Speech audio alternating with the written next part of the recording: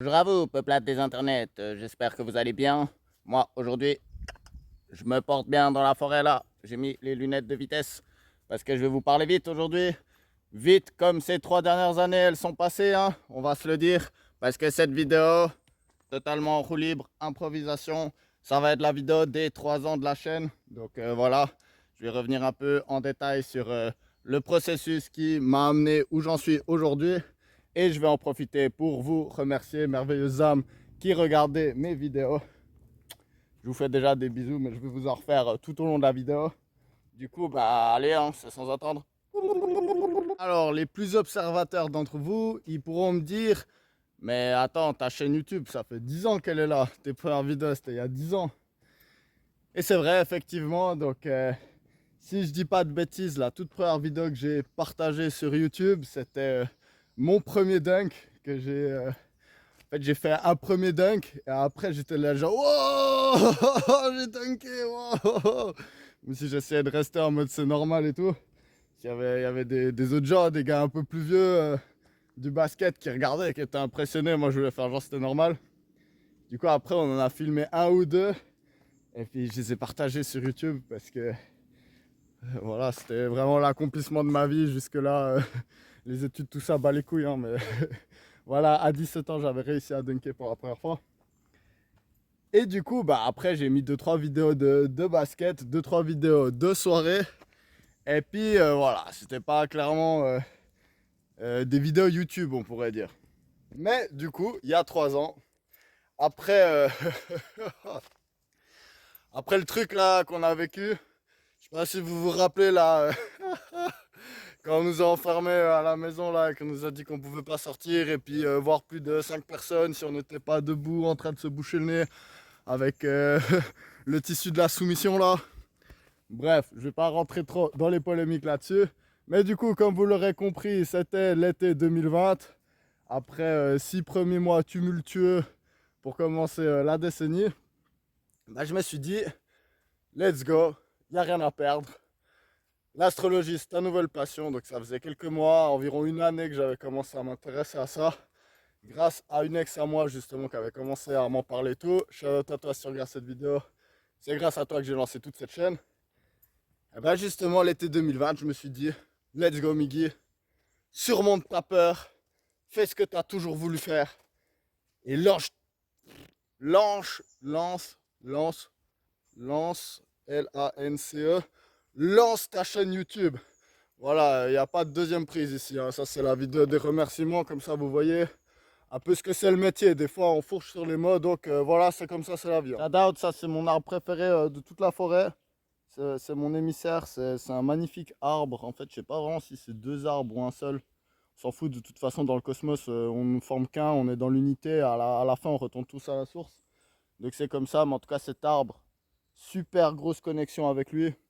Des fois, je viens, bon là, voilà, j'ai les chaussures qui m'isolent du sol. Mais d'habitude, je viens comme ça, pieds nus, et puis je m'ancre avec cet arbre en particulier en fait. Puis je me dis, c'est genre le représentant de toute la forêt après. Genre, j'envoie un peu des énergies pour des gens, pour la nature ou j'en sais rien quoi.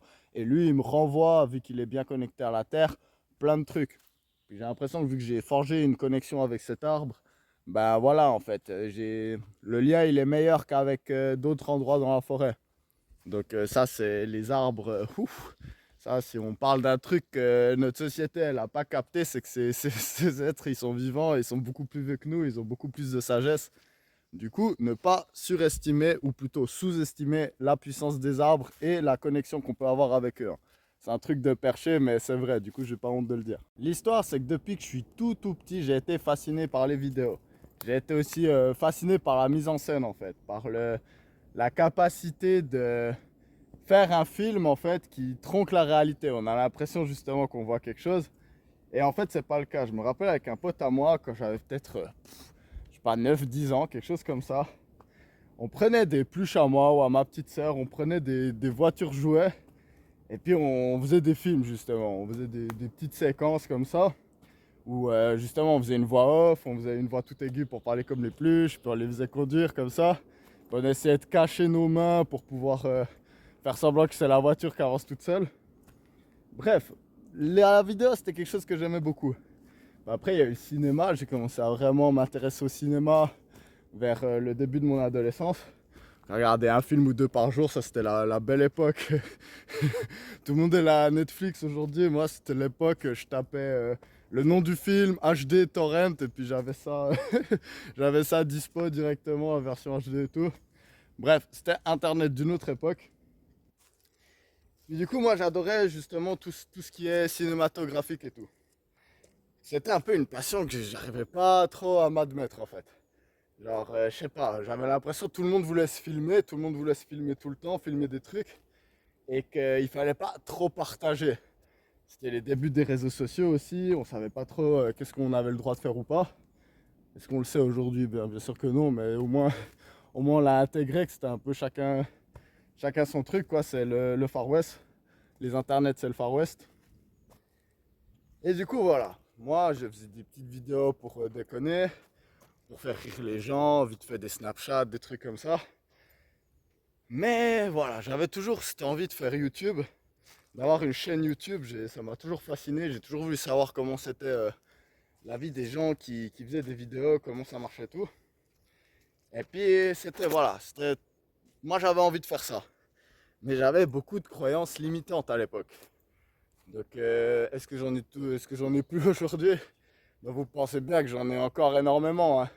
J'ai juste surmonté quelques-unes. J'ai pas fait un long chemin, mais c'est ça qui est beau, c'est qu'en fait, les croyances limitantes, il suffit de les surmonter, même des petites, et puis en fait, ça peut déjà vous emmener assez loin. C'est pour ça que je voulais vous partager un peu justement comment j'ai commencé et tout, parce que peut-être qu'il y a des personnes qui sont encore un peu bloquées, qui se disent ah j'aimerais bien parler de sujets et tout, mais j'ai pas trop le courage ou j'ai peur que blablabli blablabla. Et du coup bah voilà, si ça peut vous inspirer, ben franchement j'en ferai genre je vais fourcher une fois par prise comme ça ça va vous montrer à quel point c'est pas simple des fois.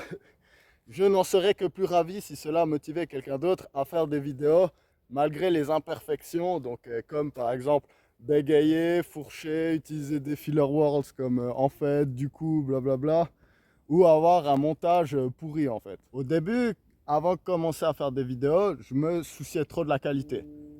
Je me disais, ok, non, si tu fais quelque chose, ça doit être bien.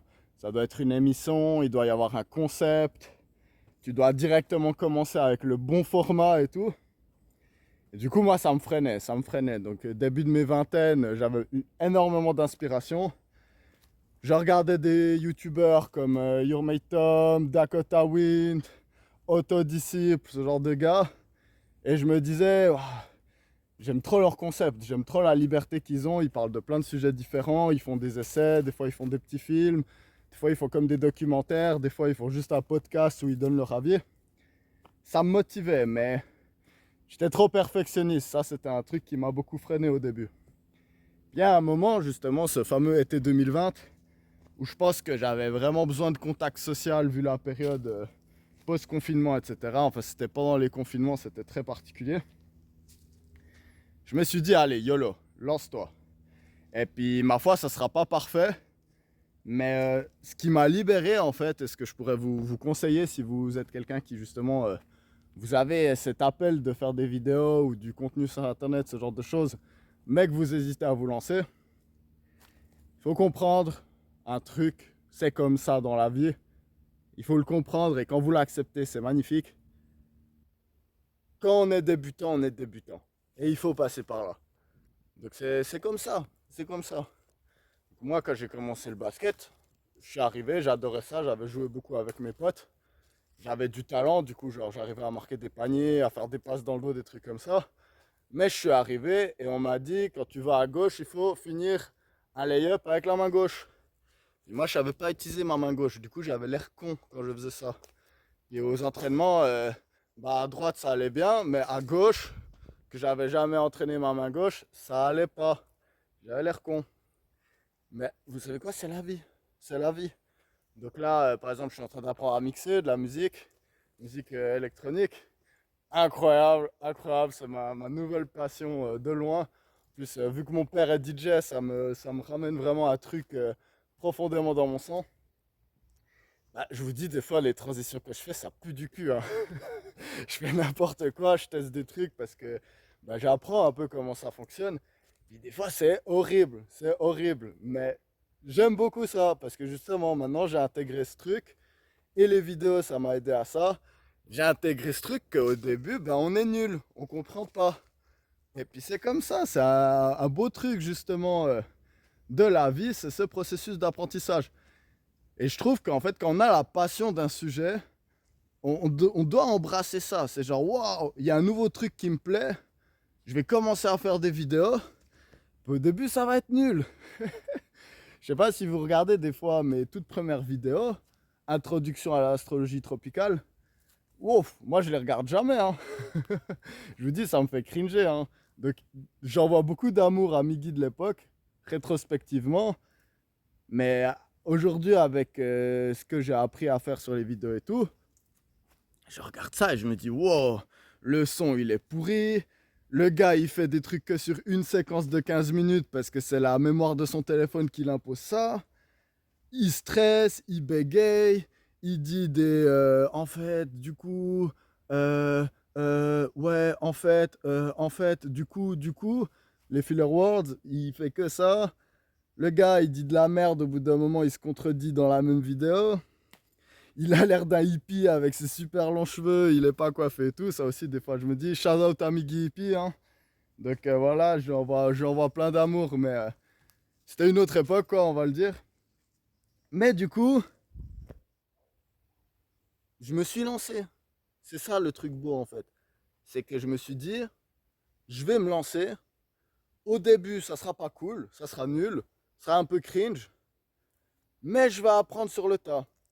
Il y a un truc qui m'a beaucoup aidé, notamment pour les vidéos d'astrologie, c'est que je me suis dit, ok, je commence, je fais une fois chaque signe, puis je parle de ce que je sais sur ce signe. Donc j'en étais arrivé à un point où je me disais, ouais, je pense que j'ai assez d'informations pour parler 10-15 minutes de chaque signe, de chaque énergie, de chaque archétype. Et je me suis dit, rien t'empêche, dans une année, tu refais une fois chaque vidéo et ça sera un peu mieux. Tu auras plus d'informations, plus de connaissances techniques pour faire sur le sujet. Tu auras sûrement un meilleur équipement. Donc aujourd'hui, ça c'est vraiment magnifique. Mais en fait, juste avec un bon téléphone portable, on peut faire des vidéos, je trouve, d'une qualité qui est quand même satisfaisante pour faire passer un message un peu comme ça. Donc on peut toujours aller mieux. Je pourrais m'acheter un micro, des caméras, des trucs comme ça. Ça va venir. Puis sûrement que dans 5 ans, je regarderai cette vidéo par exemple et je me dirais, ah ouais, mais bon, il n'y avait pas de stabilisateur. Et puis là, il a quand même fait des plans un peu trop longs. Puis en fait, là, c'est un peu chiant. Il aurait pu tout raconter en 6 minutes de moins ou j'en sais rien quoi. Vous l'aurez compris, c'est toujours bien de pouvoir progresser.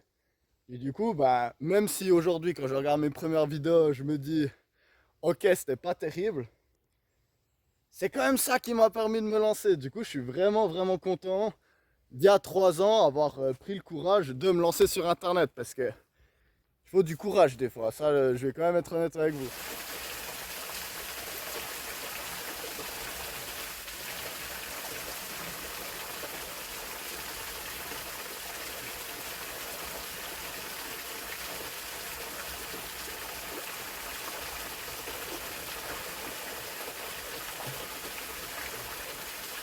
Ça fait du bien. Franchement, au début, quand j'ai commencé à faire des vidéos, j'avais trop peur du jugement des autres. Donc, je vais le dire quand même, hein, on est honnête ici, on est honnête entre nous. Puis j'avais trop peur que les gens ils disent mais on s'en bat les couilles, mais pourquoi tu parles, pourquoi t'as pas demandé ton avis toi, blablabla, blablabla.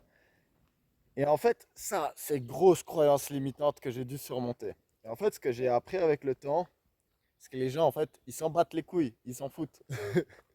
Ok, lui il fait des vidéos, moi ça m'intéresse pas, je m'en fous, je le laisse aller. En fait, la majorité des gens se disent ça. Mais là où c'est intéressant justement, c'est quand il y a des gens qui s'en battent pas les couilles et qui disent waouh, ce que tu dis, ça m'intéresse.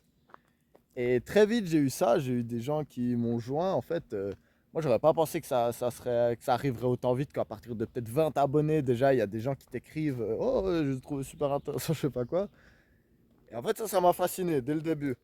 Plus des gens que je connaissais aussi qui me disaient, parce qu'au début, c'était plutôt des potes à moi, des personnes que je rencontrais à des raves, etc., qui me disaient aussi, ah ouais, super intéressant, parle de ci, parle de ça. Et du coup, en fait, le feedback, ça m'a beaucoup aidé. Et puis ce que j'ai réalisé, c'est que il y a des trolls anonymes sur Internet qui vont dire de la merde.